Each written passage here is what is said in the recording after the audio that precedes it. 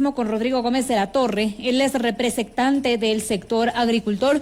Quiero agradecerle mucho por estar en este espacio y por hablarnos un poco de los aportes de este sector para estas ideas que ha tenido ahora mismo esta comisión conformada por el presidente de la República, Guillermo Lasso, para realizar reformas al Instituto Ecuatoriano de Seguridad Social con el afán de justamente sacarlo adelante. ¿Cómo ven desde el sector agricultor estas propuestas que ahora mismo están sobre la mesa? Muy grato saludarle para comenzar, grato saludar a todos los internautas y radioescuchas. A ver, he podido tener el gusto de revisar las propuestas de este grupo académico liderado por Augusto de la Torre. Realmente la propuesta técnica es completamente lógica y válida. En lo personal y en lo que hemos conversado con otros miembros del sector privado, nos preocupa el tema laboral. ¿Y por qué el tema laboral antes de hablar de la seguridad social? Porque son los aportantes, es quienes estamos en el empleo pleno, quienes vamos a dar sostenibilidad real a la seguridad social, porque sin aportantes no existe un sistema de seguridad social viable. Y obviamente cuando vamos que el Taita Estado sea el único que ponga recursos, lo único que estamos haciendo es generando más impuestos indirectamente para sostener la seguridad social. Entonces, primero, ver el tema laboral para darle sostenibilidad real, porque con un 30% de empleo pleno, 34% de empleo pleno, no hay seguridad social que aguante. Por el otro lado, ya, en la propuesta como tal, creo que la propuesta en términos generales es una propuesta mucho más equitativa para todos. Les quita un poco a los que mayores pensiones tienen, compensa de alguna manera a los que menos pensiones tienen y menos aportes han tenido, y creo que es una propuesta técnica que políticamente no necesariamente sea aceptada, y ya vemos voces que critican, pero la propuesta es técnica y la seguridad social yo creo que hay que analizarla en ese ámbito, considerando, y con esto concluyo, que hace 70 años, la expectativa de vida, y hablemos solo del Ecuador, bordeaba los 52, 54 años, y hoy la expectativa de vida va a los 83 años. Entonces, sí hay que considerar eso para poder distribuir el tiempo. Sobre todo, perdón que le interrumpa, Rodrigo, pero sobre todo, Rodrigo, veamos, hablamos de 80 y pico. En el sector agricultor, a esa edad, va a ser súper difícil continuar trabajando, no solamente en el sector agricultor, en todos los ámbitos laborales. Esta es una realidad que no se está tomando en cuenta. Estamos clarísimos en eso, pero si me pongo, y le voy a topar el tema del sector agrícola. El sector agrícola, más allá de, tiene un bajo carga de empleo pleno, porque hay una gran cantidad de agricultura familiar campesina, agricultura que es directamente el productor es el que trabaja su tierra. Este tema ya lo hemos venido viendo que sobre el 50% son mujeres, y sobre de ese 50%, la gran mayoría son mujeres que están acercándose o ya pasada la tercera edad. O sea, en el caso del agro, el tema de la seguridad social se lo tiene que analizar en dos ámbitos, y el tema de la edad también. Porque el recambio generacional que tanto se lo menciona y tanto se lo habla, muy poco se está ejecutando. Entonces ahí la situación es distinta. Cuando hablamos de seguridad social, todavía estamos hablando del macro. Cuando hablamos de la seguridad social en el sector agropecuario, ya estamos hablando de una seguridad social que sí, en buena medida es subsidiada. Ahí está el seguro campesino, que no tiene jubilación. Ahí están los beneficiarios del MIES, que no necesariamente están en el agro. Ahí la situación ya es un poco diferente, y ahí hay que tener consideraciones no diferenciadas, sino entender la dinámica de otra forma para poder tener política pública transversal que pueda considerar estas diferenciaciones individuales, sectoriales. Entonces querríamos hablar de que podría haber diferenciaciones para diferentes aportes de acuerdo a la actividad que realice la persona. ¿Podríamos irnos por ahí como una de las propuestas? Tiene que darse así. Y de hecho, cuando nosotros hablamos de salarios, por ejemplo, o hablamos de afiliación, o hablamos de clasificación por el tema del RUC o del RICE, hablamos de lo que se llama el Clasificador Internacional Industrial Uniforme, que es una clasificación con para parámetros estadísticos creada en el año 48, que nos permite diferenciar los sectores económicos. Entonces, agricultura, ganadería, acuacultura, silvicultura, pesca, no me acuerdo de memoria el orden, pero está minería y petróleos, está manufacturas, comercio, transporte, educación, etcétera. Pero ¿por qué entonces esta diferenciación? ¿Quiere decir que el trabajo de las otras personas y el aporte de tantos años quedaría de alguna manera no visibilizado? ¿Por qué también tener de alguna manera podemos hablar de preferencias o tener esta diferenciación? No, esta diferenciación que estoy explicando tiene que ver con, por ejemplo, cuando hablamos de salarios, hablamos de los salarios sectoriales. Entonces, el sector, por sectores, hay un mayor diferencial o menor diferencial. Sobre la remuneración básica unificada, hay sectores que tienen un plus. Sector periodismo, por ejemplo. O todo lo que tiene que ver con prensa, con comunicación. Entonces, eso de aquí se da porque las condiciones de trabajo son distintas en las diferentes realidades. Cuando vemos los trabajos en la industria, son distintos a los trabajos que se tienen en el agro. El agro es un trabajo, como yo lo digo, es un trabajo en su gran mayoría a cielo abierto.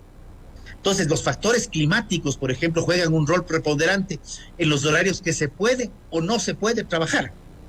Bajo una granizada, por ejemplo, es imposible trabajar. En oficina, indistinta la actividad, sí se puede seguir trabajando y solamente vemos el granizo por la ventana. ¿Ya? El sector de la minería, se tienen regulaciones de hasta 6 horas, por ejemplo, diarias, en trabajo de subsuelo, porque son condiciones diferentes. A lo que yo iba es, cuando hablamos de seguridad social, los aportes que la propuesta, de hecho, mantiene la condición de mínimo 60 años para jubilarse, y estamos hablando de sistema de pensiones, no estamos hablando de sistema de salud todavía. La propuesta es para pensiones. Y si yo comencé a trabajar a los 20 años, a los 50 años yo he cumplido mis 30 años de trabajo, asumiendo que hay un trabajo indistinto en diferentes empleadores o en uno solo. 30 años de aportaciones, ya puedo jubilarme. Tengo 50 años porque comencé a los 20 y solamente estoy haciendo matemáticas sencillas. Ahí viene el tema. Ahí sí juega un rol importante la expectativa de vida, porque yo en esos 30 años hice un aporte de, digamos que tengo 10,000. Si mi expectativa de vida estaba hasta los 60 años, yo tengo 1,000 por año.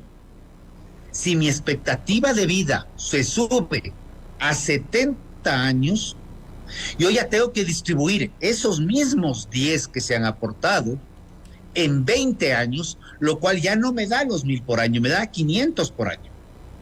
Entonces, sí es un rol sí es algo que tiene que considerarse.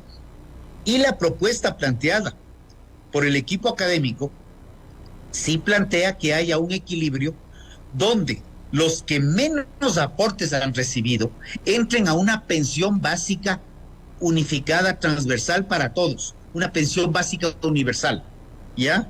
Entonces, todos reciben un mismo valor, el que ganó 450 y el que ganó 4,500. Y también se asume que el que ganó 4,500 tuvo mucho mayor capacidad de ahorro que el que ganó 450. Por ende, la pensión diferenciada hacia arriba, por sobre la pensión básica universal, es inferior porcentualmente al que tiene 450. Y al de 450 probablemente sí se requiera de un pequeño subsidio del Estado. Pero cuando el subsidio del Estado va incrementándose cada vez más y los aportantes cada vez son menos, vamos a tener un sistema que no va a ser sostenible en el tiempo. A eso me refería, por ejemplo, ¿qué pasa, por ejemplo, con gente como yo siempre pongo este ejemplo de mi generación? Ahora quienes estamos aportando al IES, estamos facilitando que haya jubilación para quienes la están recibiendo en estos momentos, hay esa liquidez. Pero ¿qué va a pasar con mi generación, por ejemplo, cuando los más jóvenes ya no estén aportando, ya no quieran afiliarse al IES, o de alguna manera simplemente facturen, o los trabajos no den ese empleo pleno que se necesita para poder hacer las diferentes aportaciones? Por eso comencé diciéndole precisamente que lo primero que hay que resolver para tener un sistema sostenible es el tema de empleo. Porque podemos decir que mañana la varita mágica, a mí me encantan las varitas mágicas. Entonces la varita mágica dicen que eliminando la corrupción la plata alcanza. Ok, varita mágica, eliminamos la corrupción. Varita mágica, hacemos más eficiente el servicio. Varita mágica, el Estado paga el 100% de la deuda. Eso no soluciona el problema de la seguridad social. Eso extiende el plazo de agonía. Ojo con lo que acabo de decir. No soluciona el problema, extiende el plazo de agonía. No significa que no haya que hacer esas tres labores. Combatir la corrupción con transparencia, indiscutiblemente. Tenemos que hacer más eficiente el sistema, indiscutiblemente. El Estado tiene que definir cómo va a pagar esa deuda que tiene. O de alguna manera también, no sé, a mí se me ocurre, ¿no? Obviamente esto está hecho por un comité y conocen la situación del Instituto Ecuatoriano de Seguridad Social, y más allá de los aportes hay que cobrar estas deudas que, como usted bien lo dice, de parte de los empleadores, de parte del Estado ecuatoriano, que eso sería importantísimo para poder tener un poco más de liquidez, pero tal vez alguna idea que pueda ayudar a que las personas se igualen en el número de aportaciones para que puedan recibir su jubilación a tiempo, por ejemplo, en la gente de mi generación nuevamente. Ese plan yo, por ejemplo, no lo he escuchado. Vamos a eso. Aquí hay un tema adicional. Los jóvenes están trabajando y algunos están ganando muy bien, otros no tan bien, pero hay algunos que están ganando muy bien y no quieren afiliarse. Han perdido confianza en la seguridad social. Y perdón que haga aquí un paréntesis, yo lo he dicho varias veces en este espacio, quienes me siguen saben que yo he opinado en este tema. Buscan parte de la empresa privada, ahora te ofrece la idea de tú mensualizar, digamos, un ahorro que va a ser otorgado en tu vejez y aparte tienes un seguro de vida. Entonces mucha gente ha optado por irse por otros caminos en vez de aportar al Instituto Ecuatoriano de Seguridad Social. ¿Cómo hacerlo más atractivo? A eso también me voy. También está incluido en la propuesta. Lo que pasa es que la propuesta es una propuesta bastante amplia y esperemos al 31 de este mes que ya se presente la propuesta concreta, porque lo que se presentó es una suerte de borrador para discusión, pero sí está considerado, y justo a eso iba. Si un joven está ganando muy, muy bien, probablemente está aportando a un fondo de ahorro si lo quiere hacer o no lo quiere hacer, pero no está aportando al IES, porque además dice, si yo gano, y voy a botar números al azar, 10,000, ¿por qué tengo que aportar la cantidad tan grande que se va al IES si además estoy pagando mi seguro privado que me da otras ventajas y tengo mi seguro de jubilación que me da otras ventajas? ¿Para qué le aporto al IES y con esto puedo hacerlo inclusive de pronto hasta con menos plata? Entonces, hay una propuesta aquí que también para los afiliados voluntarios haya un techo sobre aportaciones. Me parece que en la conversación que mantuvimos con Pablo Lucio Paredes hablaba de $6,000. Entonces, si la persona gana 10, aporta sobre 6 y los otros 4 le quedan por fuera. Y con eso también motivamos de alguna manera a que el afiliado voluntario se sostenga. Porque ese es el tema que estamos hablando. Muchos jóvenes no quieren afiliarse, prefieren facturar y estar por fuera del sistema. Es que también, es que es lo que digo, en estos momentos el Instituto Ecuatoriano de Seguridad Social no termina siendo ni siquiera atractivo porque no tenemos una calidad óptima en la salud. Vamos a los hospitales y ni siquiera nos atienden con firmeza, con rapidez, con prontitud, de una manera que en realidad valga la pena. Y segundo, también hay personas que están afiliadas al IES simplemente para poder sacar el préstamo del BIES. Una vez que les otorgaron el préstamo, se desafilian. Entonces eso también de alguna manera termina ocasionando que no haya esa liquidez que se necesita en el Instituto Ecuatoriano de Seguridad Social. Y el aporte sobre el cual se afilian para sacar el préstamo del IBIES es un número que lo calculan matemáticamente con el contador para que les cuadre el préstamo. No tiene nada que ver con los ingresos. Ese tipo de situaciones se están dando. Entonces, busquemos las alternativas. Y yo creo que este es un tema de discusión, y un tema de discusión que debe enfocarse en los ámbitos técnicos, porque no podemos caer en la politiquería de siempre. Estaremos Yo pendientes. ya he oído En todo caso, yo sí creo que demasiadas opiniones en contrario, y perdón que ahora interrumpa yo, Carlos. Hay muchas opiniones en contrario. Sin embargo, pocos aportes. Y lo que sí cree todo el mundo es que el Taita Estado tiene que hacerse cargo de todo. Y lo que no caen en cuenta es que el Taita Estado lo que hace es recaudar. El Taita Estado no produce. Entonces, para que el Taita Estado se haga cargo de mis gastos, resulta que yo tengo que haberle pagado al Estado. es que no es del Estado, que pues de ahí es uno vayan mismo. mis gastos. Es la plata de uno mismo que a la larga termina recibiendo en su vejez. Pero bueno, más allá. ¿Cómo les explicamos esto a los sindicalistas? ¿Cómo explicamos esto a los teóricos de cafetín que están criticando y cuestionando todo lo que se propone? Ahora, no quiero dejarlo ir, Rodrigo, para hablar también de otro tema. ¿Cuál es la posición del sector agricultor frente a estas elecciones y a las propuestas? Ustedes ya han escogido apoyar tal vez a alguno de los candidatos. ¿Cuáles son esas propuestas que de alguna manera terminan siendo atractivas para el sector de la agricultura y la ganadería? Campaña política 2009, un candidato decía que en elecciones se puede decir cualquier cosa. Creo que estamos oyendo cualquier cantidad de cosas. Muchos solucionan todos los problemas con la plata del Banco Central, que resulta que no es del gobierno, es de los depositantes, es de los gobiernos autónomos descentralizados. Muchos resuelven los problemas subiendo impuestos, sin darse cuenta que eso es un boomerang hacia el sector, a la ciudadanía en general. Muy poco he escuchado qué hacer con respecto al tema del fenómeno del niño, que es un tema ya inminente, sobre el cual poco concretan, y el gasto del fenómeno del niño y las pérdidas por el fenómeno del niño probablemente superen los 5,000, 6,000 millones de dólares. Entonces, cuando lo que estamos oyendo en campaña, y estoy tratando de tomarme el tiempo para escucharles a los candidatos, pero escuchar propuestas donde los ciudadanos también nos involucremos, porque parecería que lo que hay ahorita es la lámpara de Aladino. Todos tienen un genio que soluciona todos los problemas mágicamente, pero no veo algo concreto en donde haya un empoderamiento ciudadano. Hablamos de seguridad, que al campo le vamos a dar más plata, le vamos a dar más subsidios. Gravísimo plantear precios mínimos de sustentación para todo, porque todo precio mínimo de sustentación, que sí puede aparentar un beneficio para el productor, va a terminar siendo un encarecimiento al consumidor, y resulta que cada producto que tiene precio de sustentación tiene problemas políticos del día siguiente, y no tengo vergüenza en decirlo. Arroz, maíz, banano, leche, azúcar y el algodón ya solucionó los problemas porque ya dejamos de producir. Entonces, yo sí creo que los candidatos deben ver mecanismos de empoderamiento de los productores, facilidades para un mejor cooperativismo, una asociatividad, en donde el Estado se dedique a hacer control y regulación, pero la parte de producción no se meta el Estado, porque la intervención del Estado termina pasando una factura mucho más alta que cuando no hay Estado.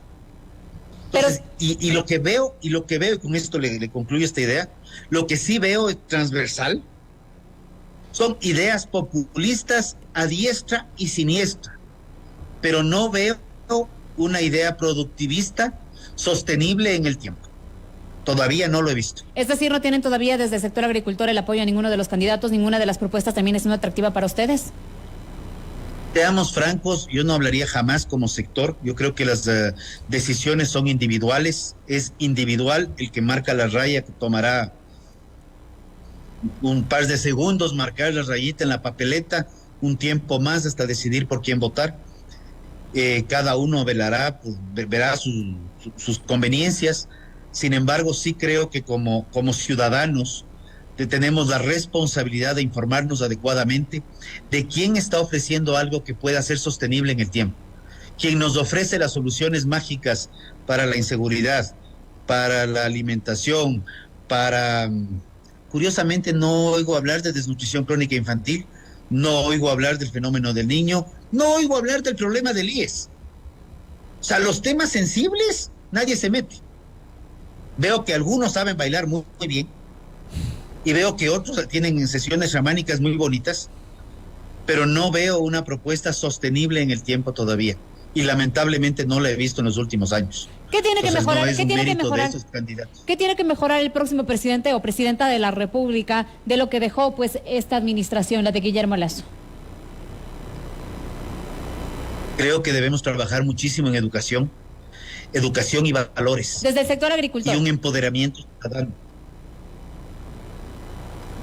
Educación, a través de la educación, mejoras de sistemas de productividad, me ratifico, valores, para estar hablando de procesos de honestidad, no de este tema de cuando se esconde producto para luego venderlo más caro, se me fue la palabra ahorita. La especulación es una de las peores formas de corrupción. Eso es valores, eso es ética, y eso aplica a todos, sector productivo también, y creo que fomento a la asociatividad y el cooperativismo, en donde el Estado le entregue herramientas al privado para que el privado las ponga en marcha y pueda construir el futuro desde sus propios intereses, desde sus propias realidades, a través de un crecimiento conjunto. Esos crecimientos de arriba hacia abajo mágicos no existen en ninguna parte del planeta. Creo que eso, por ahí es lo que yo creo que se podría hacer. Y si bien puedo hablar del sector agrícola puntualmente, creo que esto aplica transversalmente a los demás sectores de la economía. Me quedo con eso y quiero agradecerle muchísimo a Rodrigo Gómez de la Torre, analista agropecuario, ganadero y político, por acompañarnos esta tarde aquí en Contexto y darnos pues su opinión frente al panorama electoral. Gracias. Muchísimas gracias, Carla, y siempre un gusto estar con ustedes. Muchísimas gracias por acompañarnos. Son las 18:32 y por supuesto nosotros tenemos más información, ya que en otro tema, el presidente de la República, Guillermo Lasso, durante su intervención en la tercera cumbre de jefes de Estado y de Gobierno de la CELAC y la Unión Europea, insistió en su discurso en la importancia de la exoneración de la visa Schengen para Ecuador. Aquí las declaraciones del primer mandatario. En enero del 2017, el Ecuador suscribió con la Unión Europea el acuerdo comercial multipartes. Sin embargo, su implementación integral es limitada, porque somos uno de los pocos países latinoamericanos que aún no se beneficia de la exoneración de la visa Schengen de corta duración. Es necesaria la voluntad política de la Unión Europea para avanzar y otorgar también al Ecuador la exoneración de la visa. Podremos fortalecer las relaciones comerciales y de negocios, incrementaremos el turismo, además del intercambio académico y cultural. Esperemos que algún día esa visa Schengen se pueda hacer realidad en nuestro país. Llevamos esperando muchísimo tiempo. Muchos gobiernos nos vienen anunciando que ya se está tramitando, y no tenemos los mismos beneficios que tiene, por ejemplo, nuestro vecino país de Colombia. Son las 18:34. Hacemos una breve pausa y al regresar estará con nosotros Eduardo del Pozo, el gerente de la empresa eléctrica de Quito. Vamos a estar hablando sobre el cambio que está queriendo tener la ciudad de Quito para que se puedan ver mejor los paisajes, para que exista una mejor horma a través de justamente pues el soterramiento de los cables que ya avanza en la urbe. Volvemos con este tema.